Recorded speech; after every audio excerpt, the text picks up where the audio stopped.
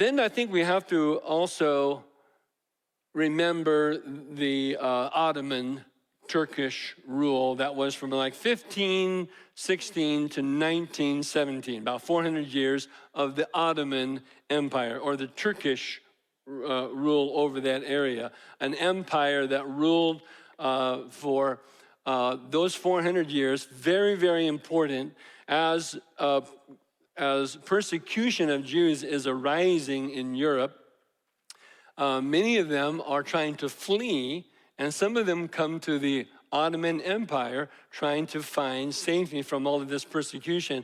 Many Jews also, by the way, went to Eastern Europe, Russia, Poland, Ukraine, other places in the East, and subsequently anti-Semitism arose in those places. In Russia, where at first they were welcomed, it arose to such a degree that Jews were fleeing by the hundreds of thousands before the pogroms clamped down and destroyed many Jews. Great tragedies of Jewish suffering. We really have to recognize that. In fact, even in the Spanish Inquisition, you might remember the Spanish Inquisition that happened, where Jews and Muslims were forced to either convert to Catholicism or be expelled.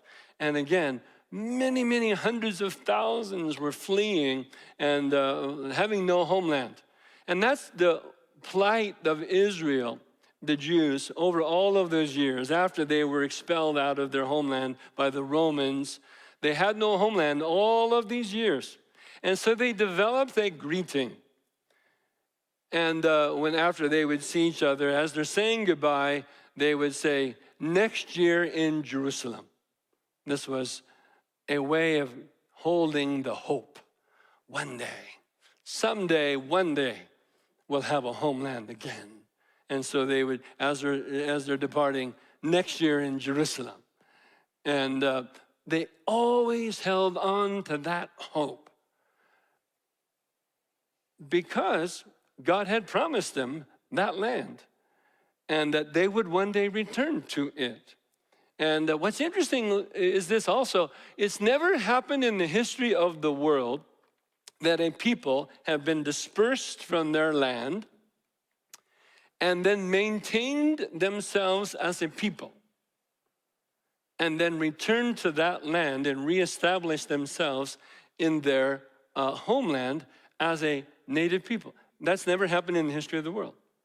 Although it happened to Israel twice, if you remember. The first one was when they were defeated by the Babylonians and exiled to Babylon, modern day Iraq, those 70 years. That was the first time. And then the second is after all of those years being dispersed among the nations, they returned to their homeland and established themselves as a people and as a nation in 1948.